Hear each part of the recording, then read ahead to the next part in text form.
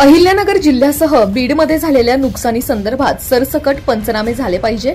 खरं तर नांदेडमध्ये अतिवृष्टी झाली तेव्हा तेथे निधी दिल्याचं बोललं गेलं। खरं तर तेथे 7 लाख शेतकऱ्यांसाठी 500 कोटी रुपये दिले हे निवडणूक नंतरचे निकष वापरले गेले। मात्र आमचे म्हणणे आहे निवडणूक पूर्वीचे निकष वापरा, मात्र तसं न होता मत मिळवल्यानंतर निकष बदलले गेले।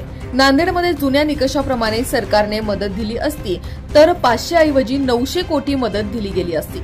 50,000 रुपये पर हेक्टर मदत दिली गेली पाहिजे, मात्र तसं होत नसून जाहिरातीवर नटवरलाल बनण्यासाठी पैसे खर्च करण्यापेक्षा लोकनेता बना आणि लोकांच्या अडचणी समजून खऱ्या अर्थाने त्या अडचणी सोडवा, असा या नेत्यांना आमच्या मागण्या असल्याची प्रतिक्रिया रोहित पवारांनी दिली आहे। कदाचित त्यांचा अभ्यास जरा कच्चा आहे, त्यांनाही माहिती आहे की लोकांनाही माहिती आहे की तिथं कुणीतरी आदेश पोलीस प्रशासनाला दिला।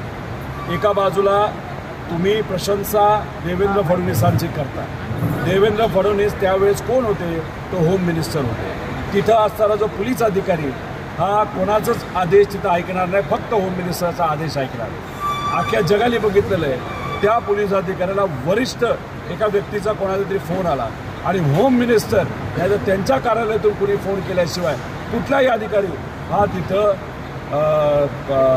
दंडाशाही नाही तर आपण ज्याला लाठीचार्ज म्हणतो लाठीचार्ज करणार नाही। उलट तिथं आदेश हा होम मंत्रालयातून आला आणि तिथं त्या पद्धतीचं वातावरण हे झालेलं आपण सर्वांनी बघितलं। गरीब महिला, लहान मुलं मुली, वडीलधारी यांची डोकी फुटलेली ही सगळ्यांनी तिथं बघितलेलं आहे। त्यामुळे कृपा करून कुठल्याही व्यक्तीला किती मोठा नेता असो, कुठल्याही समाजाचा असो, मराठा समाज असो, ओबीसी असो नाही तर कुठेही असो, जर तिथं पोलीस प्रशासनाकडनं रबर बुलेट आणि तिथं लाठीचार्ज झाला असेल त्याचं समर्थन कुणीही करू नये। राज्य लेवलला जे कोणी अधिकारी नाही तर मंत्री चुकीच्या पद्धतीने वागत असतील त्यांना बऱ्यापैकी सरळ करण्याचं काम हे आम्ही सर्वांनी केलेलं आहे। राज्य पातळीवरच्या नेत्यांना आणि अधिकाऱ्यांनाच आम्ही सरळ ठेवू शकतो, तर तालुका लेवलला काही ते अडचणीचं नाही। तुम्ही बघा पुढच्या काही दिवसांमध्ये सगळेच अधिकारी खराब असतात असं नाही, काही खराब असतात, बहुतांश चांगले असतात। चांगल्या अधिकाऱ्यांवर आमचा विश्वास आहे, पण जे खराब आहेत त्यांना आम्ही सरळ केल्याशिवाय राहणार नाही। लोकसुद्धा आता चिडलेली आहेत, तर किती वेळ त्यांना विनंती करायची, विनंतीच्या पुढे काही अधिकारी गेलेले आहेत, त्यामुळे त्यांच्यावर आम्ही मोठ्या त्यांच्या वरिष्ठ अधिकाऱ्यांकरता कारवाई नाही तर आंदोलन अशाच पद्धतीने त्यांना धडा शिकवल्याशिवाय राहणार। कर्जत, जामखेड बरोबर अहिल्यानगरमध्ये असणारे अनेक तालुके, शेजारचा बीडचा जिल्हा, त्याच्याचबरोबर आपण जर बघितलं तर मराठवाडा, खानदेश, विदर्भ, काय पश्चिम महाराष्ट्रातला भाग गेल्या 3 दिवसामध्ये मोठ्या प्रमाणात इथं पाऊस झालेला आहे। सरसकट तिथं पंचनामे होणं हे अपेक्षित आहे, आमची ती मागणी आहे, शेतकऱ्याची ती मागणी आहे। नांदेडमध्ये काही महिन्यांपूर्वी जी काय अतिवृष्टी झाली त्याच्याबद्दल त्यांनी निधी दिला असं आपल्याला बघायला मिळतं। किती निधी दिला अख्ख्या नांदेड जिल्ह्यासाठी? 7 लाख शेतकऱ्यांसाठी 500 कोटी रुपये दिले। म्हणजे कुठले निकष वापरले? इलेक्शन नंतरचे निकष वापरले। आमचं म्हणणे इलेक्शन आधीचे निकष वापरा। त्याच्यामध्ये समजा जिरायत बाग असेल तर 13,500 रुपये, बागायत असेल तर 22,000 रुपये। पण आत्ताचे जे निकष आहेत, जे इलेक्शन झालं म्हणजे मतं मिळवल्यानंतरचे निकष जे आहेत, जे बदलले, त्याच्यामध्ये कुठेतरी 8,000 रुपये हे जिरायत भागासाठी आणि 13,000 का 15,000 रुपये हे बागायती भागासाठी। आणि याच्या पद्धतीनेच नांदेडचं तिथं नियोजन, जे काय आर्थिक नियोजन आहे बजेटचं, ते तिथं केलेलं आहे। जर तिथं 550 कोटी आत्ता हे नवीन निकषाप्रमाणे देतात, हे जुन्या निकषाप्रमाणे दिलं असतं तर तिथं 950 कोटी रुपये मिळाले असते, 550 कोटी नाही, अतिरिक्त मिळालं। जसं त्या नांदेड जिल्ह्याचा प्रश्न आहे तसंच आमच्या या जिल्ह्यांच्या मागण्यात 50,000 पर हेक्टर ही मदत दिली गेली पाहिजे। आणि हे जे 4 ट्रिगर जे विमा कंपनीने काढून टाकलेत आणि सरकारने त्याला पाठिंबा दिलाय, ते परत ट्रिगर आणा। आणि जर विमा कंपनी त्या बाबतीत मदत करणार नसेल तर आमची पूर्णपणे मागणी आहे की जसं विमा कंपनीने मदत केली असेल तशी मदत सरकारने वेगळी द्यावी।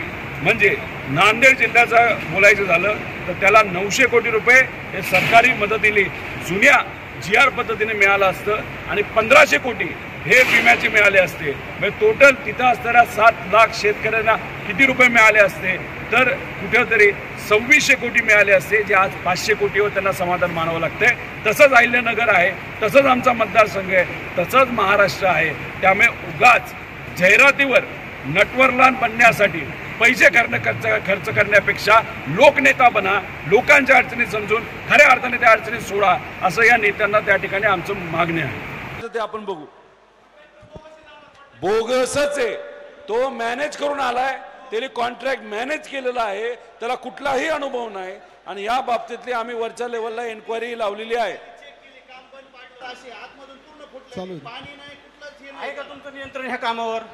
कोण आहे ह्याच्यावर बघायला? सुपरवायझर तुमचा कोण होता तिथं? आपलं आपण कन्सल्टंट पण नेमलेले आहे आणि कंटिन्युअस कन्सल्टंटचे 2 माणसं आपण काम, जे तुम्ही जे फोटो घेतले त्याच्यानंतर ते रिपेअर करून सगळं केलेलं आहे आणि त्याबद्दल तुम्ही कोणताही आता चेंबर बघू शकता, तुम्हाला असं कोणतीही परिस्थिती तर भेटणार नाही. आपले कन्सल्टंटचे 2 माणसं कंटिन्युअस मॉनिटरिंग करत आहेत. हो बघा, एक मिनिट थांबा साहेब, हा फोटो काय दुसऱ्याच्या कामाचा नाही, तुमच्या ड्रेनेज लाईनचाच आहे.